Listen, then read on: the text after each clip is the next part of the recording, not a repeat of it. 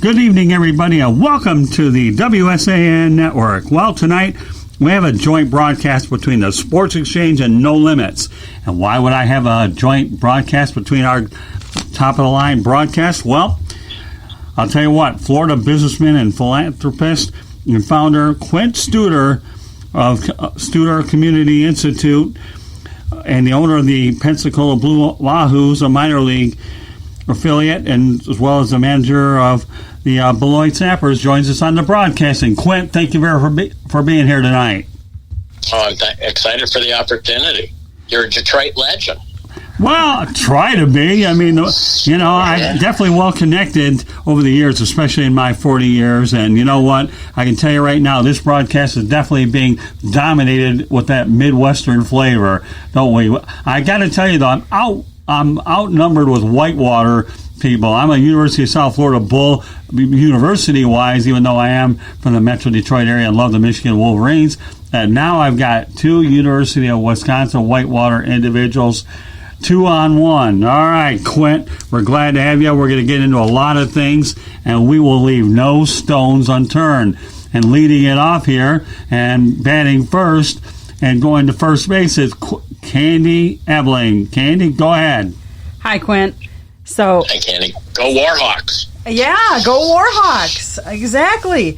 So, you grew up in Illinois, and yet you went to Wisconsin Whitewater. Tell us a little bit about that and that decision and how that came about. Sure. It was quite easy. I grew up in LaGrange, Illinois, but my parents owned a small resort and also a cottage in a little place called Turtle Lake, Wisconsin, which is sort of close to Delavan and Whitewater. And we went there every summer. And so Memorial Day would come, Mom packs kids, you go to the cottage, and then Dad comes on weekends and so on and takes the summer vacation there. And so it was right by Whitewater, and I loved the area. I loved the lakes. And so when it came time to go to college, I wanted to go to Whitewater because I just pictured really, truly being in Wisconsin for a long, long time, which I was. So I went to the University of Wisconsin Whitewater and got my bachelor's there and then stayed in the area, moved to Janesville, Wisconsin, and then got my master's there. And so my wife and I I went to Whitewater in 1969 and ended up moving to Chicago in 1993. So you can see it's in southern Wisconsin a long, long time. And we still have property in Wisconsin. So we have some stores in Janesville. And that's really what led to my investment in Beloit, is I've always been familiar with that area. Nice. So you talk about you left. So when you graduated from Whitewater, you went into a teaching career, correct? Yeah, I taught special education for the school district of Janesville. And then in Wisconsin, there's cooperative educational service agencies. They call them CESA. And they're basically collaboratives between school districts to share services. And I was a special ed teacher with an emphasis on vocational training, job placement. So I worked for something called CESA 17, which is now called CESA 2 in southern Wisconsin, working with 10 school districts in the area of vocational opportunities for students with special needs. And then you changed careers. Yes. I'm a recovering alcoholic, and with that, I got to know the treatment world quite well. And I've been sober now since 1982, and so I got to work in the drug and alcohol treatment field for 3 years. And we called on hospitals and businesses. And after doing that for 3 years, I was calling on a hospital in Janesville where I lived. And they said, we really like what you do. Why don't you come over to our marketing department? And I ended up staying there and ended up being senior vice president of that hospital. So I'm one of those miracles. Wow. So a lot of your success, I've been reading up a little bit on you, and a lot of your success is tied to providing satisfaction. And with early successes coming from improving patient satisfaction through improving conditions for employees, how did you come up with that concept? Well, probably by accident. I was working in after I was in Wisconsin, I took a job as chief operating officer in Chicago. And I found out that the south side of Chicago was a lot different than the southern Wisconsin. We spoke 14 languages in our hospital. We had all sorts of interesting things happening. and our patient satisfaction was very low. And, I talked to doctors about putting their patients in our hospital, and they would say to me, no, they're just not happy. So I went to my boss, and I said, we need to improve patient satisfaction. And I thought he was going to point to the chief nurse officer, and he said, okay, well, why don't you go do something about it? So one thing I learned when you're a special ed teacher, the first thing you do is you diagnose the situation.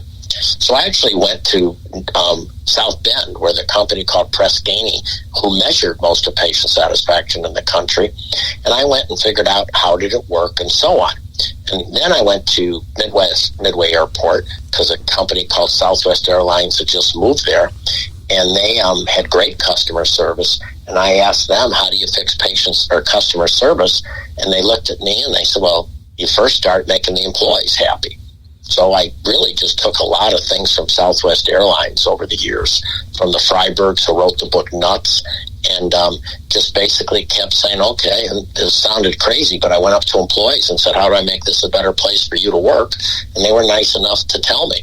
And we did that and ended up being the number one hospital in the country in patient satisfaction, which led me then to get recruited to Pensacola, Florida in 1996 to, again, they hired me because of my reputation in patient satisfaction. Nice. So over the years, you've experienced what many would call the American dream. You started in teaching, you changed careers, you improved healthcare in the locations you worked, and now you've developed and sold a multi-million-dollar enterprise with many diverse companies, including real estate, restaurants, and the Studer Community Institute, which focuses on improving the community's quality of life. What are you most proud of? I think I'm most proud of helping people with drug and alcohol addictions. It's not a paid job, but I think that's really the only way you keep your sobriety is to give it away. In fact, a year ago today, one of my very good friends in recovery passed away from cancer, and he was just a great man. He died at 54, and they just put his gravestone up after a year or so. And I remember his wife, when he was dying, said to me, she asked him one day, if you ever start drinking again, what should I do? And he said, call Quint. And I thought, that's pretty neat. So I think what I feel best about is that I can have helped, or at least tried to help, many, many people that are struggling with addiction. That's very admirable. That's very, very good. Thank you. So what are you most involved in now? I think I'm most involved in a lot of crazy things when you're here in Pensacola, Florida.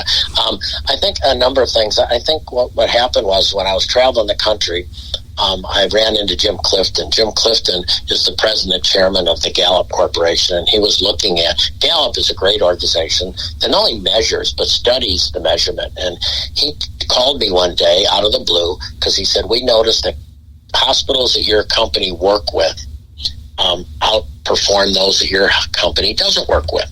We'd like to know your methodology and your tools and your techniques, because we're curious about what you're doing to make these improvements in healthcare.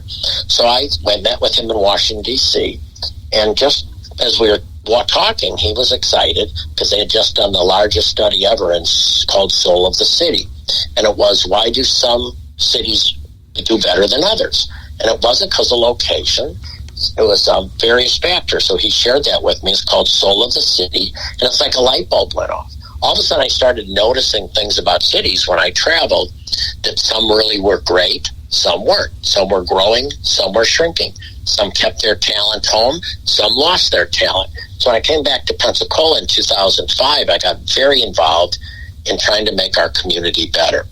And I did that, and then about 2 years ago, I write books. A publicist said, you should write a book on what you do in community. So I wrote a book called Building a Vibrant Community.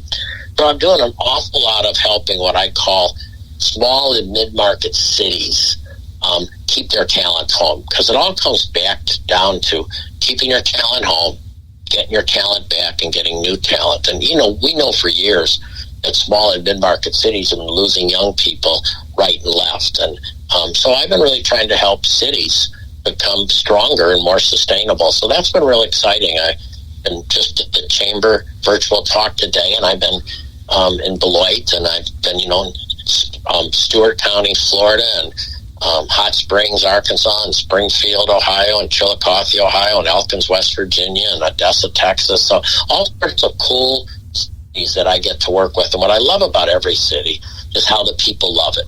They just love their city. And it's so passionate to hear people talk about loving their city. Today in Beloit, they gave an award to someone who's got terminal liver cancer, and he talked about even though he's got liver cancer, every day he's still trying to make Beloit a great city. So I find these people extremely inspirational. Nice. So I know you have the Community Institute. What is your vision for how it can impact Pensacola? Well, first of all, we want to get every child ready for kindergarten. We do it a dashboard. And in my book, Building a Vibrant Community, John List, the chairman of the economics department of the University of Chicago, and a future Nobel Prize winner, wrote that you can tell the long-term economic health of a city on are kids ready for kindergarten. And in the United States of America, sadly, many kids are not ready for kindergarten. And if a child is not ready for kindergarten, the chance of them graduating is more difficult. If a girl doesn't graduate from kindergarten, there's a 70% chance she'll have a baby by the time she's 18. 60% of the boys who don't graduate will end up in jail at one time. And we blame the public school system. We beat up on teachers when in reality, if a kid's not ready for kindergarten, that teacher has a big push ahead of them. So the thing I'm working on right off the bat, and we're doing some really unbelievable things here. We're working with the University of Chicago that every child that's born, the mom gets a tutorial on how to build the child's brain. And it's amazing. We've done now this for 3 years. We've done 11,000 moms. We now have peer-reviewed research to show we're turning the dial. We're also working with Harvard. So when a mom has a baby, she signs up right away, and for the next 3 years, throughout the week, she'll be getting little texts telling her how to build her baby's brain, because 85% of the brain is developed by age 3. So we have 4 circles. That's one circle. The next circle is small business development, which is a lot of skill building and training. The third circle is building great downtowns. And the fourth circle is really raising the civic IQ.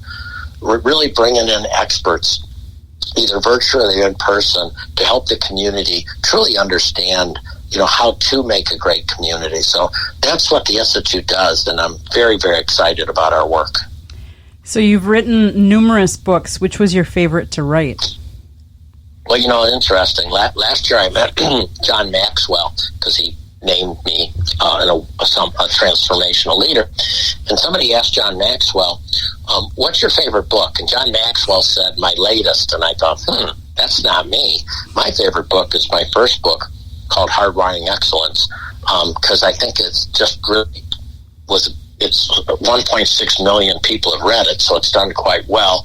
But I think my favorite book right now, John Maxwell's, the last book I wrote, which was Busy Leader Handbook, because I think the toughest job is middle management.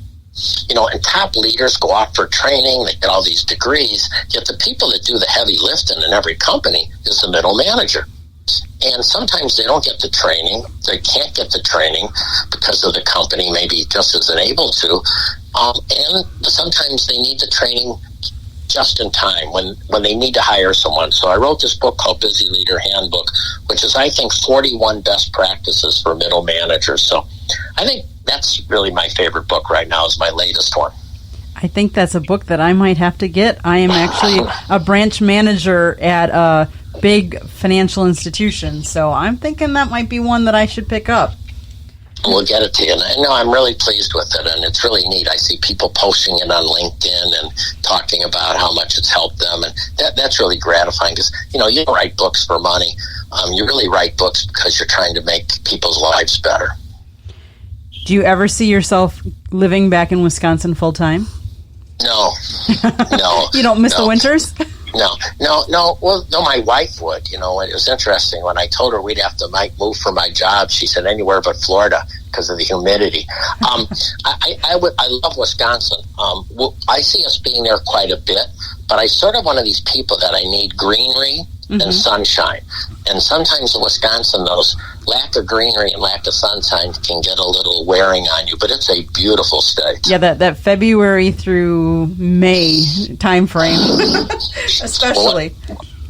one of my favorite stories is I was talking to a hospital executive years ago, and he knew I had spent time in Wisconsin, so he had a Wisconsin story for me. And he said he was being recruited by a place in Wisconsin, and you can tell that Wisconsin accent right now. And he was very excited about it. And he said it was about June or July, and he went to Wisconsin, and they took him to a beautiful, restaurant overlooking a lake.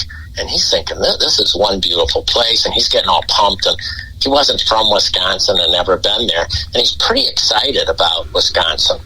So he decided to take a walk down by the lake, and all of a sudden it said, ice shanties need to be removed by April.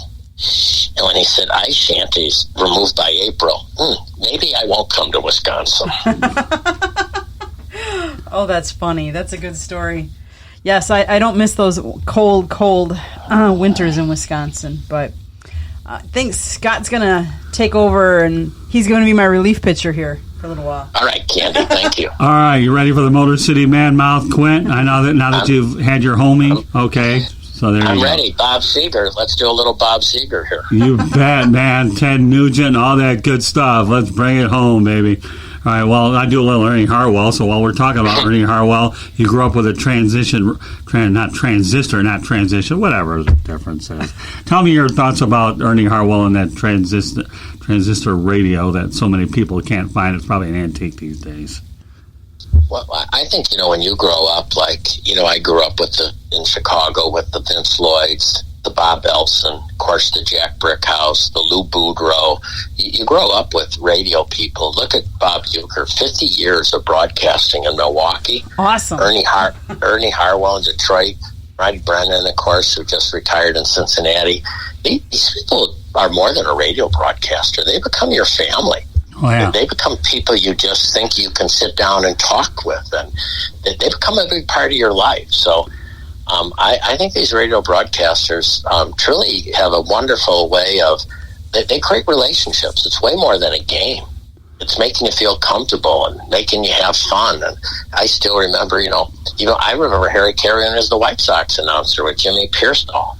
And you create these relationships, and these people like Ernie Harwell, they just last with you for a lifetime. Like I said, my wife went to a conference, and her big thrill was Ernie Harwell talked, and she came home with an Ernie Harwell bobblehead.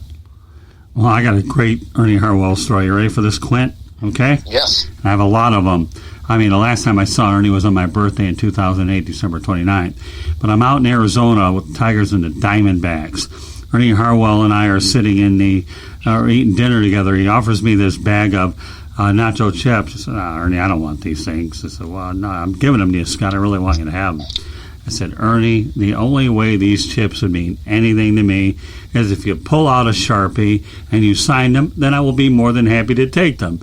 You know what, Quint? He couldn't get that Sharpie out fast enough to sign it, and I took them, and you know what? They're in my showcase at home. So that's the type of relationship I had with Ernie Harwell. I actually have Marty Brenneman's number. I saw him again last June over in North Carolina, Winston-Salem, and I worked with him back in the 1980s. Let me give you a little bit of a background, because I know we're going to get into minor league baseball in a moment, okay? I worked in minor league baseball with the Gastonia Rangers in 1987, a team that had Sammy Sosa, Juan Gonzalez, and a host of like a dozen major leaguers, including managers and coaches, and yet that team lost 90 games.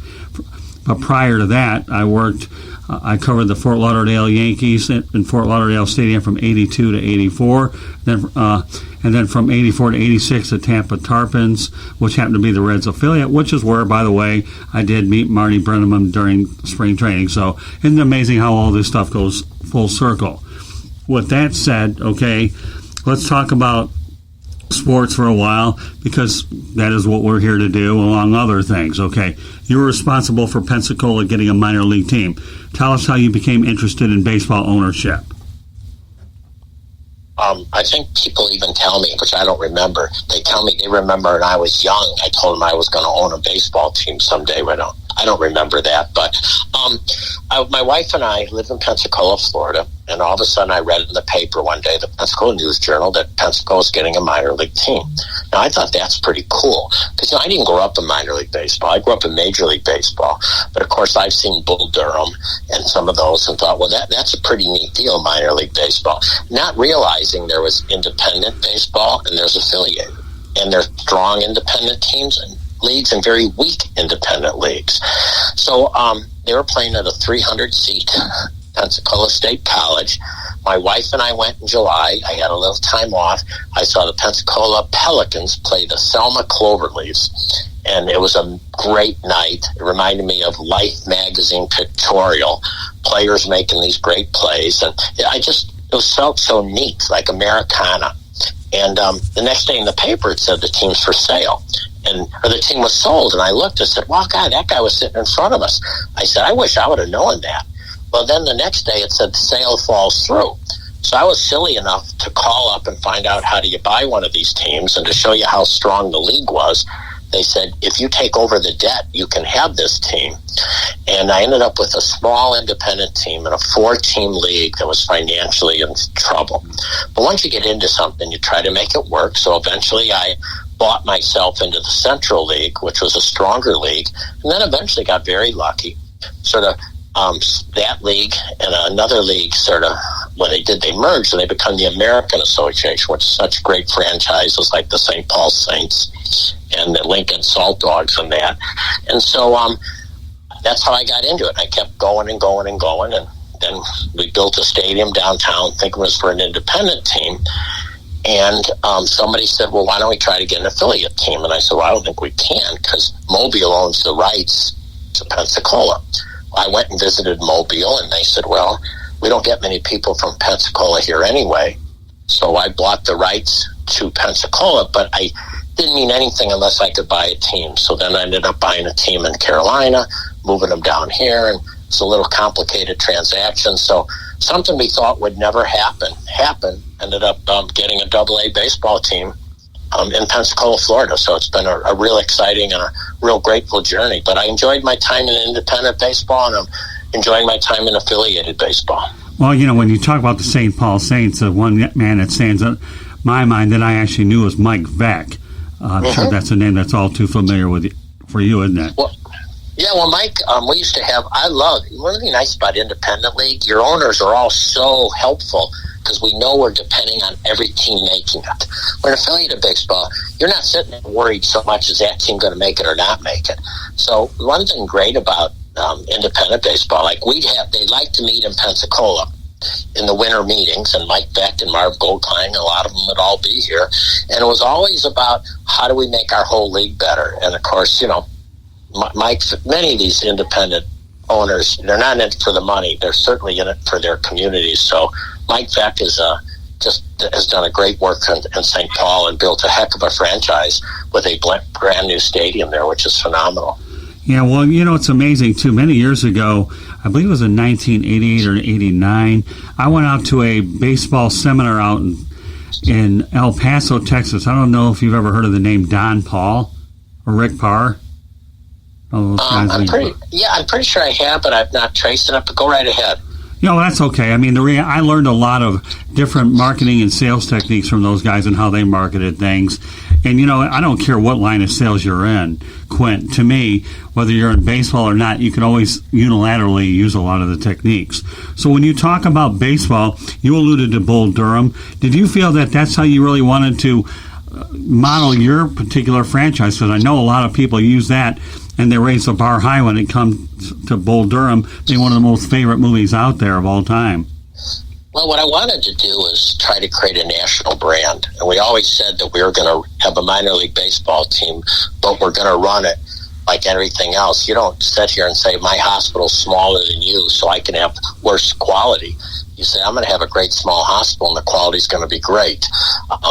You don't go to a restaurant and say, well, gee, the food's good for seating capacity of 50.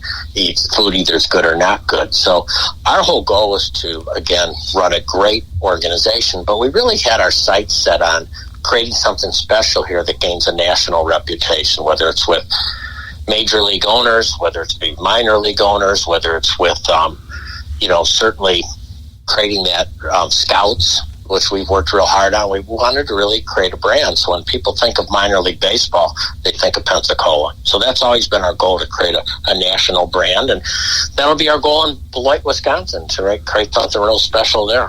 Another model franchise over the years occurred out in Nashville with the Nashville Sounds. I don't know if you remember Larry Schmittu, but boy, he was a marketing genius if I ever saw one. I never met him, but I've heard a lot of things. Did you ever meet Larry Schmittu at all with the Nashville Sounds?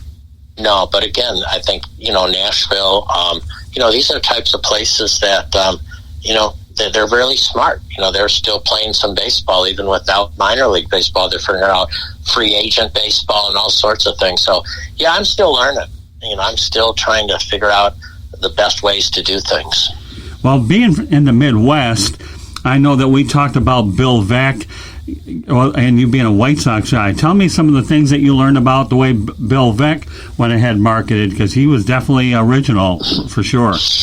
Well, I think he wasn't afraid to take risk. He wasn't afraid to disrupt. Now, some of those disruptions work. Some of them don't work. He was one of the first ones to do Ladies' Day, I think, with Cleveland. So, he took a chance that. So I think if you have to be okay failing. So, if you remember, he did Shorts, and that wasn't a big hit. But he also just made it fun, from music with organist. And he just wasn't willing to take risk. And we've tried to do that too, when we announced, when we thought this year, we felt right off the bat we weren't going to play, we put a disc golf course on our field. We've opened up a restaurant on the field.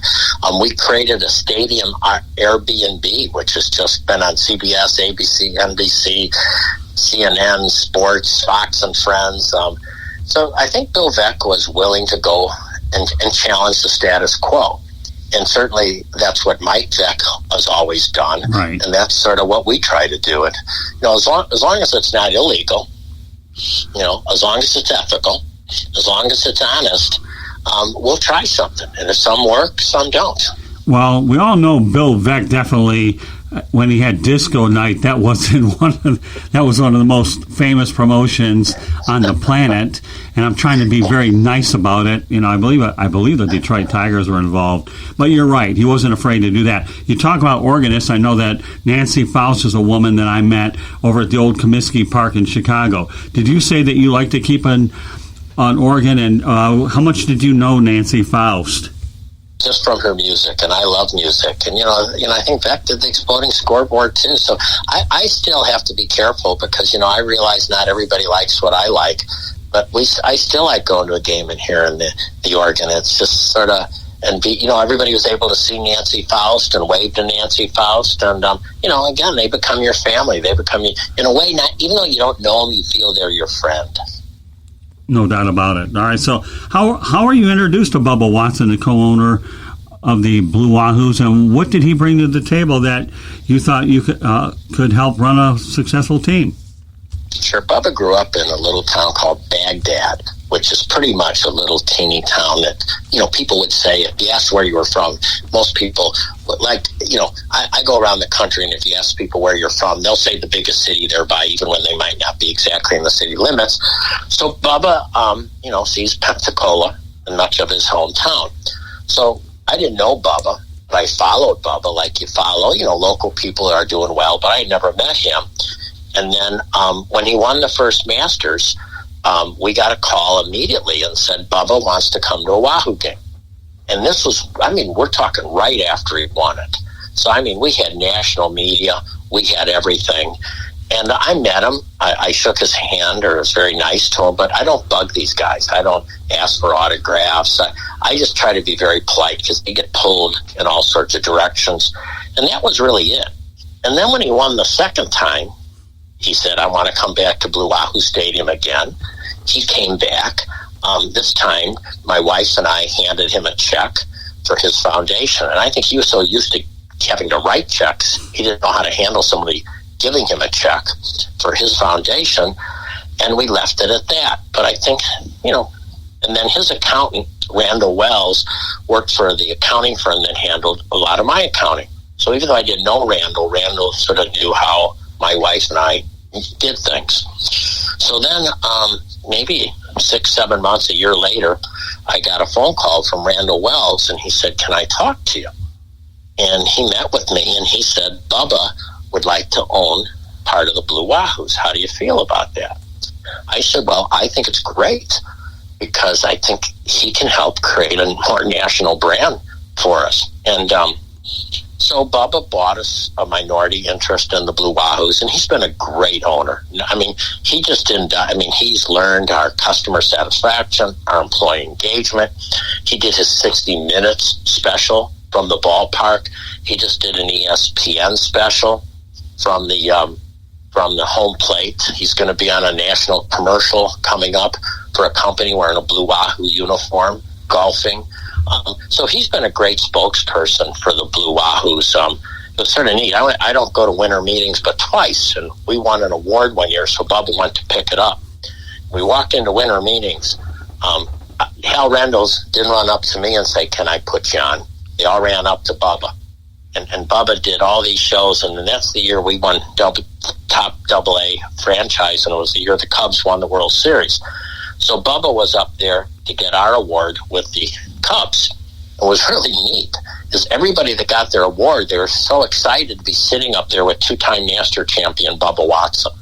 So Bubba brings a lot to our community, and the neatest part is when Bubba bought the team, he was living in Orlando, but he started coming over here to games, and he liked it so much that now him and his wife and 2 children live in Pensacola. He owns a candy store. He owns a driving range, and him and his wife donated over $2 million to the Children's Hospital. So we gained a lot. You know, when you get talent back and you get a Bubba Watson, his wife Angie is spectacular. She's on a number of boards. She does great work in the community. So they were our first family that stayed in our Airbnb to test it out. So I think Bubba's helping us gain that national attention. We also have a football player that owns a piece of the team that you might be aware of, Derek Brooks. As a matter of fact, yeah. Football Hall of Fame. And after Bubba bought a piece, he said, "Well, Bob, can I get a little of it?"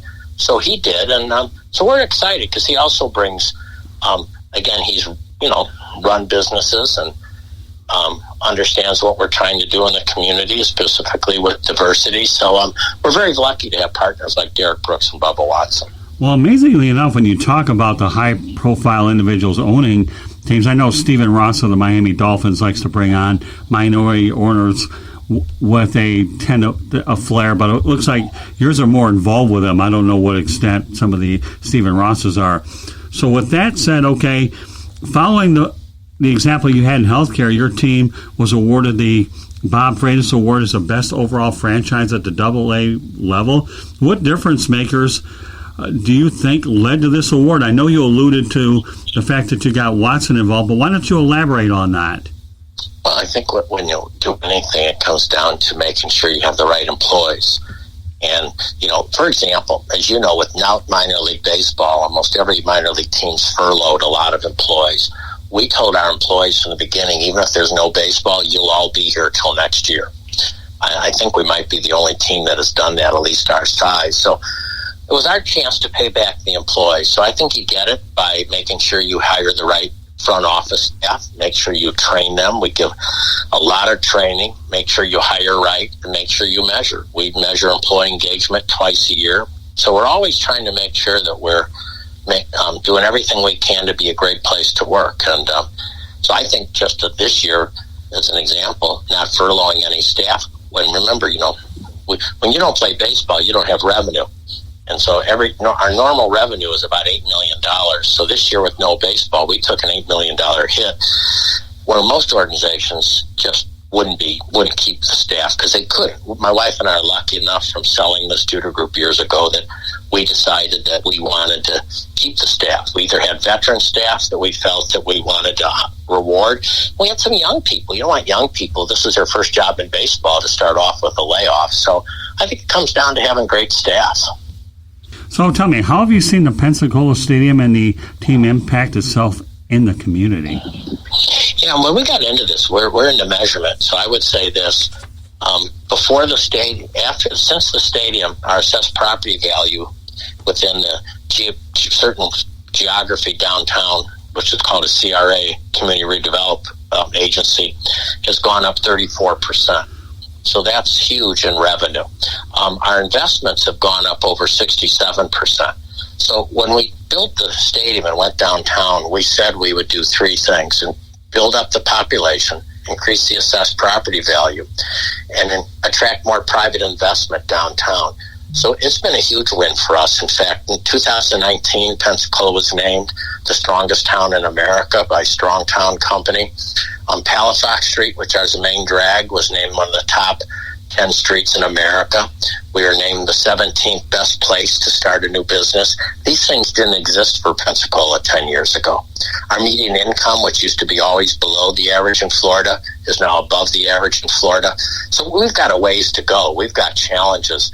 But we're real pleased that we can show, in my book, Building a Vibrant Community, I truly show this just isn't anecdotal. Hey, build a stadium, it's nice. And I'm not a big believer that every stadium makes sense. I think it depends truly on the cost of the stadium, who pays for the stadium, and the location of the stadium. But certainly for Pensacola, it's been a big win. And it will be for Beloit, too.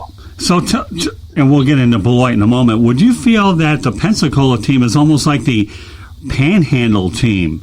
Because I don't know what you have in terms of Panama City, Miramar Beach, and some of the neighboring communities, Destin. Because, you had an opportunity, if you market it well enough, because we just drove through the Panhandle, and it was just unbelievable. So now you have a regional state team up in the Panhandle, not counting Tallahassee, of course. Yeah, we're pretty lucky in the fact that, we really don't have a Division I college here. We have a really successful Division II college, University of West Florida, and they play at the stadium. And they won the national championship last year. But so we really can be the player, and we're very fortunate. Every one of our games is televised throughout the South. Cox Sports does about half of them, and they go to 11 southern states. And then Blab TV does the other half, and they go through what you just said, the Panhandle. So we sort of have a major league footprint. We're just a minor league team, because when you look around here, Montgomery is a minor league team, but that's a pretty good jaunt. Jacksonville's a minor league team. That's a pretty good jaunt. The closest major league team is Atlanta. So I think you're right. We're very fortunate to have a real fertile market for us. Well, okay, well, now you were talking about Beloit, so let's go right ahead to it, Quint. Last fall it was announced that you were going to purchase Beloit Snappers. What led you to the decision to purchase a second team? Well, it's interesting because I don't want to be somebody that owns these multiple teams, because I'm a real believer that you got to keep your eyes on things. And I'm not in it to flip it, or, a lot of times they buy a team because they can flip it or move it, and that's not my plan. I got a call from Pat O'Connor, who's the president of minor league baseball, probably 4 years ago. And Beloit's always had a community not-for-profit group who's overseen the team. And it's wonderful. They worked so hard for so many years to keep Beloit stable. But the challenge was, it's really hard. For example, this year we put $250,000 into improving our locker room. If we had to get 10 or 15 people to put up some money, it's a little harder. So he said to me, it'd really be helpful, Beloit. Plus, I've gone through getting a stadium built, and Beloit desperately needed a new stadium. So I talked to Dennis Connerton, who was the managing partner of the Snappers, and it just wasn't the right time. So we sort of left it at that. But, I've got 2 children that live right around 10 miles from Beloit. I've got 6 grandchildren there. We own some bodacious coffee shops and olive oil store that's stayed in downtown Janesville. I've worked in the Beloit school districts before. Beloit people used to always come to Turtle Lake, to the cottages. So I've always had an affinity for Beloit, and I've always admired this family there called the Hendricks, Ken and Diane Hendricks. Now, Ken is deceased now, but they went from nothing to building a huge company called ABC Supply, and they've done so much for the community. And I always was wanting to get to know the Hendricks because I so admire them. We had them actually rehab our stores in Pensacola, in Janesville. So it came about that minor league baseball, because there's no public money for a ballpark in Beloit. Would Diane be interested in building a stadium? With Dennis Connerton would be helpful, myself, ABC Supply. And my wife and I had dinner with Diane and her son and people that own businesses there. And I just didn't know if it would or wouldn't. But then we got a phone call from Diane, and she said, yeah, she would build a stadium. And by that time, the people with the Snappers also were sort of ready to turn it over to a private owner. They've been doing this for a lot of years, and they knew me, and they actually probably, maybe could have got something else. But what they liked about me is they knew I wasn't going to move the team. They knew that I'd sign a long-term lease with the Stadium Authority where the team is unmovable. Guaranteed lease, 20 years, no matter what. And they didn't spend all these years to keep the Snappers in Beloit to have a move. So between my family, my friends, great admiration for Diane Hendricks, great admiration for the Snappers board of directors, ended up sort of getting involved with the Snappers and doing everything we can to make Beloit just thrive and make baseball thrive in Beloit. And we're so grateful to Diane Hendricks. Judging by what you told me, what the way your operation is in Pensacola, and then I'll get into some other Beloit points with something that came to mind. Have you ever been to the University of Kentucky Wildcats basketball game? No. Put it on your bucket list, because I'll tell you what, I had an opportunity to cover Florida Atlantic against the Kentucky over in Lexington, and it may be a college team, but I'll tell you, they run it like a pros is what they do. And judging by the way you operate your minor league franchise, that's drawing some similar comparisons. So please take that as a compliment, because the Wildcats really know how to put on a show. And it sounds like to me the fan experience and the community experience pretty much indicates that, let alone the fact that you are a regional team, where you practically own the Panhandle with your Pensacola team. Just wanted to bring that up while it was fresh in my mind. Well, I'll give you some trivia. We've talked a lot of trivia, okay? Sure. Kentucky basketball, one of the greatest players that ever played in Kentucky, was a kid from Batavia, Illinois, and his parents had a cottage in Turtle Lake, Wisconsin, where my parents' cottage were. And whenever somebody came into our house, my dad would put a pencil up and mark how tall they were. And this guy was pretty impressive, because when he walked in as about a 16-year-old, he was about 6'7". And that fella that had a cottage, his parents had a cottage at Turtle Lake, went to be one of the great players in Kentucky, Dan Issel. I remember Dan Issel. Yeah, he used to play for the Denver Nuggets. Yeah, so that's a trivia for you. Well, I remember Dan Issel because, he was coached by Larry Brown, who, when the ABA and the NBA merged, you had Larry Brown against Herb Brown, and that's when I first heard of Dan Issel. Yeah, he's definitely a famous. So I know my Kentucky basketball there, Quint, but yeah, Dan Issel definitely rings a bell. Heck of a player, too. He really is a heck of a player. So, oh my goodness, Kentucky Wildcats. Kentucky basketball creeps into the broadcast. Good stuff there, Quint. So continue on about Issel, because we got some more things to get to. We're having a ball, aren't we, tonight here on the WSA. Well, what would you like to know? That he was the first player that Adolph Rupp allowed to get married, and Adolph Rupp at one time coached in Illinois. He coached high school at the Freeport Pretzels, and actually it was an integrated basketball team. So it's interesting. For at least for me, I love facts that have no value, but they're intriguing to me. That makes two of us. That definitely makes two of us. I'm sure you and I can't wait to meet you face to face. Who knows where this will go, but I know it'll be a lot of fun. So tell me, Quint, before all the sport cancellations due to COVID-19, baseball announced the contraction of minor league teams, including Beloit. The new stadium in Beloit is likely to be the main reason that Beloit will continue to have a team. Once the stadiums open up for fans, do you anticipate any major shifts in how the fans experience game day, or will it look how it was before? No, it'll be, it's very similar to Pensacola.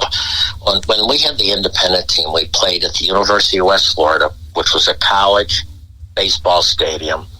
It was a college baseball stadium. Locker rooms weren't great. It just was a college baseball stadium. Now, Beloit has done the best job they could for years at Pullman Field, which is basically in the Park District. And they've invested some money, but it was really hard. When we talked about Pensacola having a new stadium, people just couldn't get there. They just thought it was going to be like the Pelicans at UWF. And then when they came to the new stadium, they just were stunned. And I think that's what it's going to be like in Beloit. Beloit Stadium In fact, I love Pensacola Stadium, but when I see the pictures of Beloit Stadium, I think it's cooler than ours. Now, we have Waterview, which is nobody, we have 300. We go all around the outfield with Waterview, but they're on the Rock. It's on the Rock River. It's all brick. It reminds you a little bit of when Camden Yards first opened up. It's not overbuilt. We have no suites. We're not a believer in private suites because we want to mingle people, not separate people. We're trying to break down divisions of people. So we'll have 2 large suites. One will seat 100, the other one about 300. So people can go upstairs and watch the games from there. But it's going to be a cozy little ballpark, and it's going to be just phenomenal. And you can enter either behind home plate, but because right downtown is center field, you're going to have the coolest entryway. You're going to come downtown, almost walk through a garden-type atmosphere, and then pop into center field. So I think it's going to be just absolutely fantastic. Well, the one thing when they build ballpark stadiums is everyone's always trying to go out there and outdo one another. I mean, that's a given. If I can do one thing, I can do it better. And now I don't care whether it's an arena, Quint, ballpark, whatever. What idiosyncrasies or differences can we have which makes anybody want to go to 9 million stadiums in the first place? So I give you a lot of credit for that for sure. And they're all different. Fort Wayne has such a great stadium. Lansing, there's so many neat stadiums that have different things. So I think what will make this thing a pretty unique is we're not into how big it is. So it's going to be more small. It's going to be more of a Fenway Park, Wrigley Field feel to it. I think the brick's going to add a lot. So I think the fact that it's right along the Rock River, so you're going to have this viewpoint. On one side, you're going to see the river, but on left field, but then center field, you're going to be looking at the sky, the landscape of downtown Beloit, which is pretty neat. So I think it's going to be a real cool little feel that people are going to really fall in love with, and sort of like Blue Wahoo Stadium. Our farthest seat from the home plate is like 12 rows, and this is going to be about the same. So it's going to be an exciting place. Well, I know in Branson, Missouri, they went ahead and created a ballpark setting where they have replicas of other ones. What do you know about that situation in Branson? I think that's a very good idea how they're trying to attract baseball with all the youth around the country. No, I'll have to learn because we're always, I'm an imitator.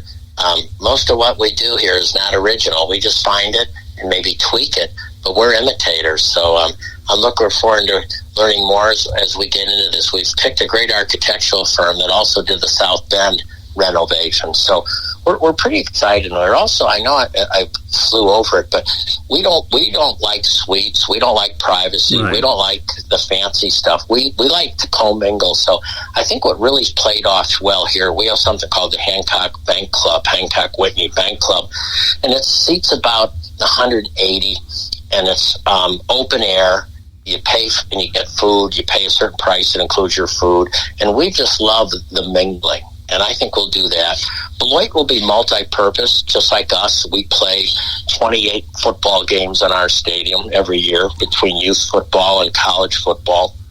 It'll be set up for many things. And then the suites are big enough and enclosed and air-conditioned and heated that we'll be able to do a lot of things at this stadium throughout the year, because we believe a stadium's a fixed cost, and the more things you can do with it, the better. So we're not one of these that say we can only play baseball there. We like to keep the place hopping all the time. Yeah, if you ever get to Branson, Quint, you should check out those different replica ballparks. I think Tucker Stadium, and knowing you as different as you are, I wouldn't be surprised if you draw 9 zillion ideas anyway. So let's talk about the fact that there's been a lot of talk about corporate welfare going into baseball stadiums, baseball teams or stadiums. Through your experience with the Blue Wahoos, how have you seen the new stadium impact the community, including the real estate market in the area?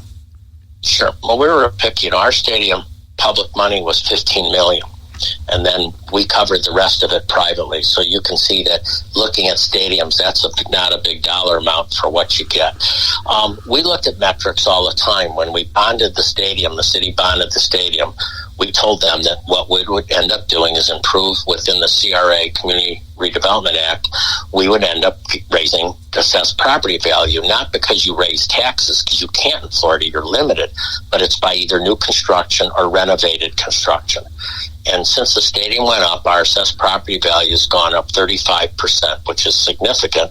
And our private investment has gone up 67%.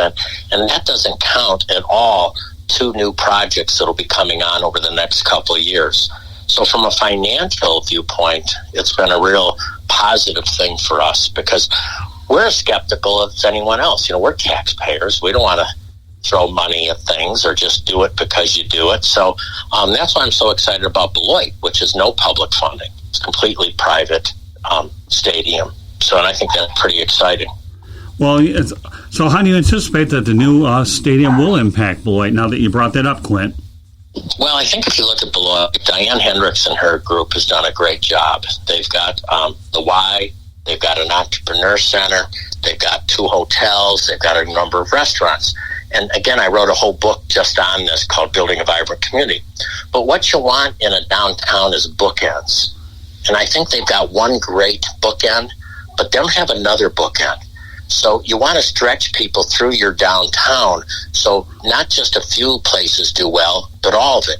And people will only walk so far. And I remember when San Diego was building their new ballpark, I decided to walk to it, and I got a few feet, and I said, I'm not going there. By the time it was built, I could walk the entire ballpark. Same thing with the new San Francisco ballpark, or if you look at Birmingham.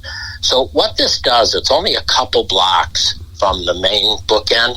It's going to create a vibrant downtown all the way from one end to the other end. So we're very excited. We think Beloit is already close to the tipping point because they've got great corporate partners like Carey, like ABC Supply. Amazon just put a 1 million square foot logistics center in Beloit. So they've had some great companies. We think it's got some cool stuff downtown. It just hasn't tipped. And we believe that this stadium, and then the development will end up around the stadium, will really tip it over to make it, that, wow, look at this. So we think it's going to create that other bookend that is vital. Well, amazingly enough, I think we both can appreciate this. I was brought up with multi-purpose stadiums. I remember when baseball stadiums also served as football stadiums, and you used to get an awful lot of use out of it. Unfortunately, we're seeing that go away, where now you have a specialty baseball stadium and a football stadium. But I understand where you're coming from, that in both of your respective communities, you're looking to put as many activities as you can in order to make sure that you're able to use the facility 200-300 times a year, depending on what part of the whether you're up north or whether you're down south, and I can completely appreciate that. So when you look at the fact that you had multi-purpose stadiums in the past versus now that you have 2 stadiums trying to build a vibrant downtown, compare and contrast what the 2 ideas are in terms of relative comparison about livening up a community. Well, I think when you look at multi-use stadiums at the major league level, it's pretty hard because for something like football, your people are so far away. Ours have been real neat. In fact, when our stadium turns into football, it got named one of the top 4 football stadiums in Division II football, and because you have that boardwalk there. And I think people today no longer want to walk down and go find food and miss something. I think people don't even want to sit in seats. I believe a third or more of our people are not in seats at any one time. So for us, multi-purpose works, and sometimes you're going to have smaller venues. You're going to have college sports, you're going to have high school sports. But what you really want is for people to enjoy the stadium. We run the largest minority youth football game in the country called the Soul Bowl. And, we're not going to fill it up and have 5,000 people. But if you get 1,000 people and they normally don't go to the stadium and they feel great, then they'll come back. We do movie nights. We do tons of stuff there. Because, again, it's a community asset that we want to see utilized. And it doesn't do any good just being a pristine place with turf if people aren't using it. Yeah, good point, because you know what? Stephen Ross of the Miami Dolphins at Hard Rock Stadium is actually using that stadium for movie nights, where you have a lot of drive-in theaters. So that's a very creative concept. I know that you're onto it, but I wouldn't be surprised. I know a couple stadiums that stand out here in southern Florida. You ever been to Roger Dean Stadium in Jupiter, where it's connected to the community? You have a nice downtown connected to it. It's beautiful over there. Yeah, that's exactly the type of stuff that we're talking about, and that's the nice part. People miss main streets today. People miss front porches, and when we built the stadium, same here, and what we want to do in Beloit, we want to make that the back porch or the front porch for a neighborhood. We want to make that concourse main street where people are commingling and seeing each other and so on. So that's people are missing neighborhoods, and they want that. In my book, Building a Vibrant Community, I talk a lot about, people are trying to control their own destinies, and people sort of miss those connections, and even more so now with COVID-19. So when this thing passes through, I think while people are certainly going to be careful, they're also missing those human connections. Yeah, Roger Dean Stadium, to me, almost identifies with where I think you're going in what terms of what your objectives are, for sure. I love going there. I've been there many, many times, covered spring training and minor league games, so I can appreciate where you're coming from. So what advice do you give others who look at your success and seek direction on how to achieve what you have? Because I want to get into your bed and breakfast, but I have a few other points I want to get to first and foremost. Well, I think in my chapter 1 of my book, Busy Leader Handbook, I think I cover it pretty well. And I think, first of all, it's self-awareness. I think anything starts with self-awareness. If you follow sports, they use video, they use scouting reports, but as a human being, we've got to figure out, how can we be more self-aware of ourselves? I do still a lot of leadership training, and I just did a whole session on, here are some tools to get a look at you. Where's your Johari window? Where's your blind spot? What can you do? I asked venture capitalists years ago, Harry Gruner, managing partner at JMI, which is a very successful venture capital growth company. I said, before you invest heavily in a company, what's the things you're looking for? And I thought he'd tell me runway, price points. And he said, we look for how self-aware is the founder and how coachable are they? So I think the key to success is self-awareness. And sometimes we got to get through things like denial and anger and the inside stuff. But I think it's self-awareness. And then once you're self-aware, how teachable or coachable are you? And I think those are the two key factors. We're doing mid-year reports right now. And the president of our baseball and entertainment, for his mid-year report, one of the questions is, how can I, your boss, improve? And he said, well, sometimes you get out ahead of me, and I'm on the same page, but sometimes it makes it difficult because you're out ahead of me and I can't bring the staff along. Well, I called him up and said, thank you so much. That's really helpful. I apologize and I'll be better. So you also need to create a culture where not only that people aren't afraid to give you feedback, and then when you get it, you accept it. So I think self-awareness and then being able to be coachable. I think those are the two attributes that really gear towards success. Well, that leads me to my next point. Let's talk about some of the things that are going on right now. The 2020 minor league baseball season has just been canceled. The first time I know that minor league baseball has been around since, I believe, 1901. So what are your thoughts about the fact that you've got something going good, not only in Beloit, but definitely Pensacola, about what just took place? And we already talked about the contraction of teams to begin with. Well, I think it was a smart move. I mean, when you really look at it, it starts off with how much do you value safety in human lives? And if you look at, to me, how difficult it's been for Major League Baseball, how are they going to keep their players safe? And I always figure, well, look at minor league baseball. Let's just walk through it. We usually have a lot more than 25 players because you have guys coming, guys going, guys in rehab. So we probably have about 30 players in our locker room. We have coaches and all these people. So you got a pretty crowded locker room. It's not like a major league locker room. On a bus, it's pretty crowded on a bus. So all of a sudden, are you going to have to take 3 buses instead of 1 bus? So it's pretty crowded on buses for safety. Then you look at hotels. When we go to hotels, it's 2 to a room. All of a sudden, with COVID-19, are they going to be able to separate minor league ball players?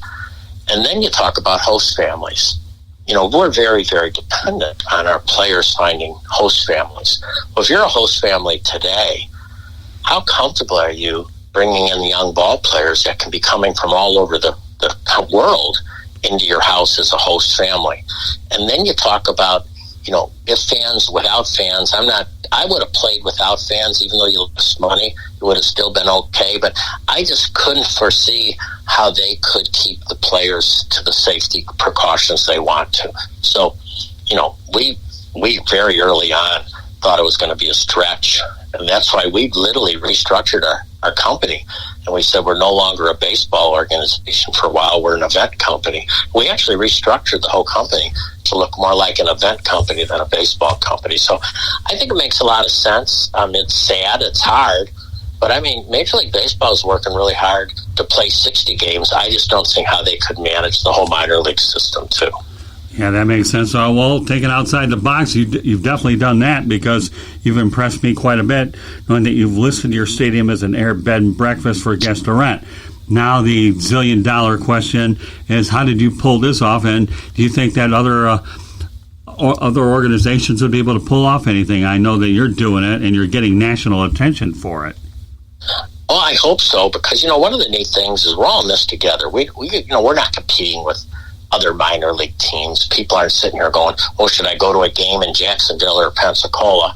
You always want everyone to do well. And, we all take ideas from other minor league teams, whether it's, hey, Park in the Park worked for you, maybe we'll try it, things like that. And so what happened for us is we were sitting around the kitchen, my wife and I and our daughter, Mallory, and Mallory has a little Airbnb behind her house.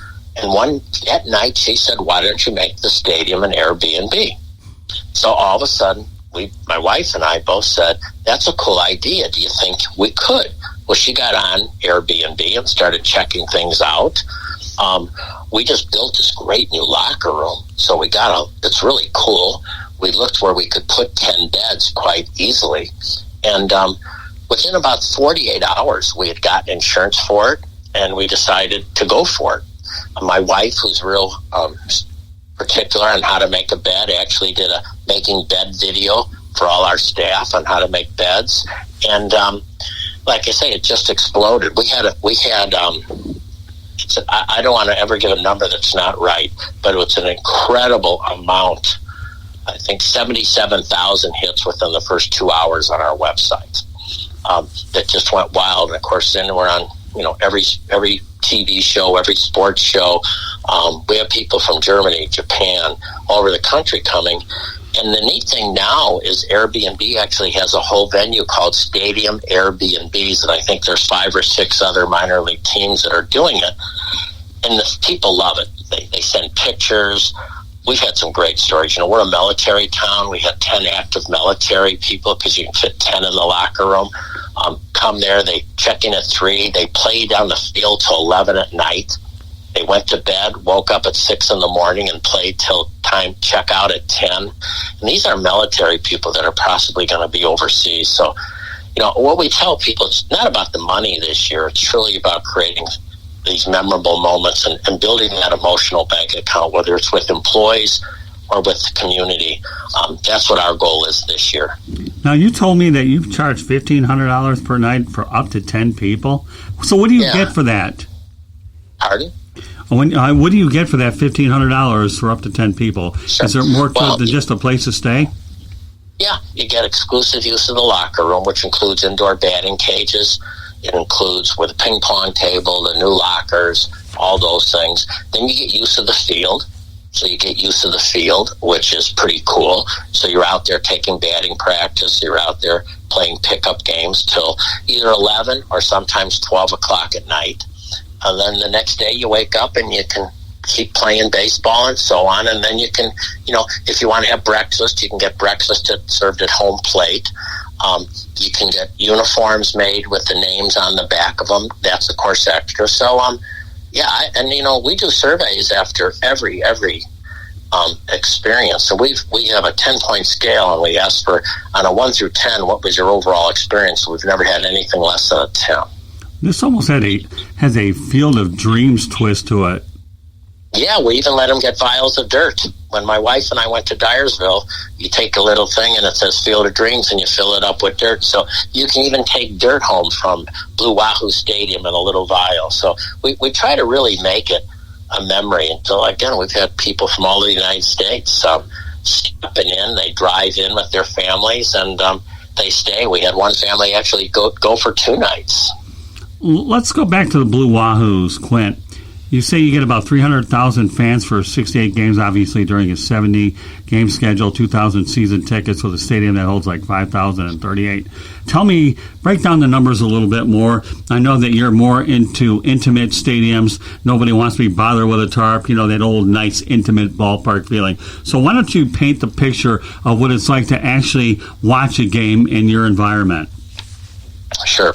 Well, the way our stadium is built, you walk in, and you walk up a flight of stairs, and then, so you walk up 2 flights of stairs, unless, of course, it's ADA, you take the elevator. And what's really neat is we believe in early brain development. So when you walk up the stairs, you not only walk upstairs, you walk up stairs that are color-coded, and you walk up stairs that are numbered, because we're always trying to teach kids the whole time. And then what really blows people away is they don't know what to expect. And when they get to the top of the stairs, they stand there, and they see a view from left field all the way over as far as they can see to right field of Escambia Bay. So it's total water. It's take San Francisco and double the amount of water. So people are stunned. We've been awarded best view in baseball numerous times. So I think that's what catches everybody right off the bat. Then if they walk down the first base side, of course, you're walking along, you're looking water to your right as soon as you go past the concession stands.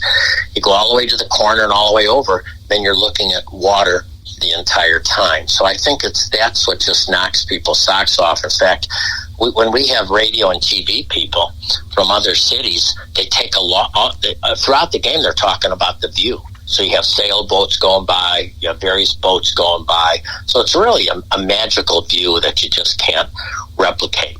Then on the third base side, we have what we call an open suite, which is up to 180 people. But again, it's a lot of group, a lot of party decks. All along the back row is a bar. So you stand up and you sort of have your drinks and your food there, because we have a lot of standing people that like to stand and so on. And I believe it's 12 rows and sometimes 14 rows. So can you imagine, when I go to a Major League ballpark, if I get within 50 rows, I think I'm close. Here you're never farther than 14 rows from the action. And home plate is only 45 feet away, which is the closest you can possibly be. The other thing we like about our stadium, it's totally netted from foul pole to foul pole. So you're never worried about getting hit, getting hurt, so you can feel safe when you're watching a game or walking on a concourse. Do you find that you have a lot of weddings at your stadium and a lot of banquets and parties at all? Not as many as our event center. We have a pretty cool event center that we own that actually just was named one of the top 10 places to get married in Florida. So not as many as you think, because we have so many beautiful event centers, not only ours, but others. So we have a lot of great event spaces and event centers in this town. So not as many you would think. Now, we have things like high school graduations and those types of things, but it's not as many weddings as I've seen other ballparks have.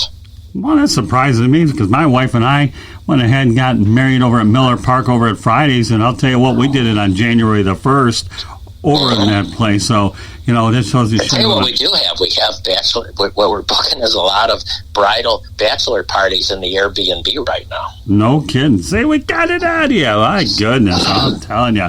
So for all you folks looking for a bachelor or bachelorette party, look up Quint Studer. So a few more questions here. Been a really fun time talking with you tonight, Quint. So what keeps you busy these days? Well, I think keeps me busy is making sure that Beloit happens as we'd like it to have happen. I think that's really exciting. I probably have 3 or 4 Zoom calls a week with cities that have read my book and wondering how can they make better communities. I'm very much into diversity and figuring out how to make baseball more diverse. Our most front offices are predominantly white and predominantly male. Sort of interesting. The other guy, I was talking to a minor league team because we have brought in a diversity bias expert called the Randolph Brown from Cincinnati, a consulting company, and the guys asked me why I was pushing diversity. I said, why don't we look on the Zoom here? It's all white guys. That's probably the answer to your question. We've got to really maximize talent, and you do that through making sure that you're really attracting all sorts of people from, women and minorities and so on. So I'm very much caught up in those types of things. And of course, as Candy will sort of figure out, this thing of getting kids ready for kindergarten is really important to me. So I'm just very passionate. I was lucky enough to sell my company, and I haven't had a paycheck since 2012 personally. And even when I go to other communities to speak and do workshops, which I do quite a bit, I do it for free. Now, I pay some staff that help me because I tell people it's too hard to go to Elkins, West Virginia, or Chillicothe, Ohio, or Odessa, Texas. I said, but I go there because I want to go there. And at my age, at 68, it's not that I got to go, I get to go. And I'm also really enjoying the technology because we do a yearly conference called Entrecon, and we bring in great speakers on how to grow your business. And, now we're looking at, well, how do we do these things virtually? So there's some really neat platforms out there. We did some training. We had Christy Tobias, who's an expert in human resources, do a training program on leading through uncertainty. And if we did it in person here in Pensacola, we probably have about 100, 110. We had 483 people sign up for it because they could do it from their desk and do it virtually. So it's really looking at how do we use technology to communicate well. Yeah, well, that's always been a challenge on my part. If you talk to anybody in Candy's family, they realize technology and it's a love-hate relationship. Do you take a lot of pride that a lot of your employees stay with you and that you try to create that family atmosphere? I realize you get a lot of younger guys who are using your teams as a stepping stone toward their dreams, but, tell us what it's like to work for a Quint Studer type of organization. Well, you got to be willing that Quint Studer is probably going to tell you he loves you. And it's probably uncomfortable for some to have the owner of the company tell people they love them. But when one of my good friends was dying, he said, never miss a chance to tell people you love them. We're going to be measurable. We're going to hold people accountable. We're very, very transparent. And you're going to work real hard. You're going to be passionate. But we're always going to make sure that, you don't have to worry and make a decision between us and your family. So, for example, one of our employees' father passed away suddenly Monday morning. She's not sitting there worried about work. She's sitting there about her family. Today before this show, I got to go, and one of our employees manages a little team with his daughter who's 6 and his son who's 4. So I got to watch them play youth baseball. And I think so. You're going to have somebody who's got, my wife and I both take a very active interest in you and your family. And so I think you're going to have, and if you're single, I'm probably going to try to match make you or something. But, I always joke, I don't like to interfere while I'm interfering the heck out of people's lives. So probably going to be a little bit interfered with at times. Well, I'll tell you what, for all the folks that are listening on this broadcast, I have a feeling that you're definitely going to get swamped with an awful lot of people wanting to come down your direction.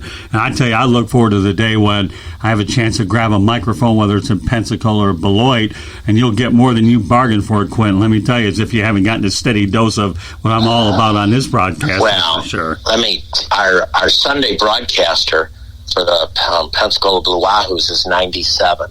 His name is John Appleyard. He can tell you every Cub game from probably about 1930 on, for the first time he went to a game. And he's 97, and he's taken this harder than anyone because he loves coming to our games on Sunday where he does our announcing, and he plays a mean harmonica for the national anthem and take me out to the ball game. So if you're up, we can use you for a long time here, Scott, and love to get you signed up, particularly get you in that Beloit market. I got news for you. If my sister Marie is listening, a lot of the people in Wisconsin, I'll tell you what, they're probably doing cartwheels over this, and that might be Candy's ticket back to Wisconsin, that's for sure. Well, no, I mean, and I'm looking forward to doing a lot of other projects beyond tonight, Quint, with you for sure. So tell me, what are your two of your final thoughts about what you can share with people listening to this show that they can learn from you and your experiences that can lead them to greater success in life? I'm sure for a lot of these folks that are out there, they're going to have to listen to this broadcast multiple times because what you're giving them right now is a steady dose of unbelievable stuff. Well, I think I'm very transparent. I think my email is Quint, Quint, at QuintStuder, QuintStuder.com. My cell phone number is 850-232-4648. And sometimes people say, why do you give your cell phone number? I said, my God, I put it on the scoreboard every game. Oh, my God. Every game in the Blue Wahoo Stadium, about the third inning, my name and phone number goes up on the scoreboard, and we tell people, do not leave if you're unhappy. Call me, text me, we're going to fix, because we want you to leave here feeling good. So I did that in healthcare. Every patient got my home phone number, my cell number, if they needed anything. So encourage people to call or write. And, I pray every morning that I can be useful. Well, I tell people I'm happiest when I'm useful. So I hope people will call and will contact me, because it's a benefit to me more than it is to them. I got to tell you, some of the passions that I have in life, and I'm glad we're able to open up, is not only do I love broadcasting and the microphone that you figured it out, but one of the things I really want to do down the road is I do want to write a book or two. But more importantly, Quint, for me, public speaking is my ultimate dream. It really is.